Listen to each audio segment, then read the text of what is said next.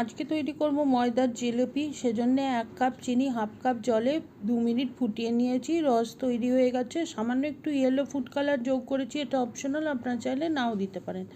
1 চামচ ঘি 1 চামচ লেবুর রস ফেটিয়ে রেখেছি। এবার 1 কাপ ময়দা নিয়ে নিয়েছি একটা বাটিতে, সামান্য লবণ দিয়ে অল্প অল্প জল দিয়ে একটা ব্যাটার তৈরি করে নিয়েছি। ব্যাটারটা একটু পুরু হবে, ঠিক এই রকম হবে দেখুন। এবার ঘি আর লেবুর রসের মিশ্রণটা এর মধ্যে মিশিয়ে নিয়ে আবারও ফেটিয়ে নিয়েছি। সব কিছু ঠিকঠাক ফেটানো হয়ে গেলে সামান্য একটুখানি 1/4 চা চামচ মতো ইনো মিশিয়ে নিয়েছি, আবার ফেটিয়ে নিয়েছি। একটা সসের বোতলে ব্যাটারটা ভরে নিয়েছি।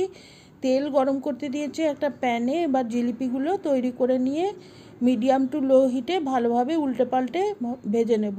তারপরে গরম গরম জিলিপিগুলো তেল ঝরিয়ে গরম রসে ডুবিয়ে 2 মিনিট রেখে তুলে নিয়ে সার্ভ করে দিয়েছি। দারুণ স্বাদের গরম গরম মুচমুচে জিলিপি।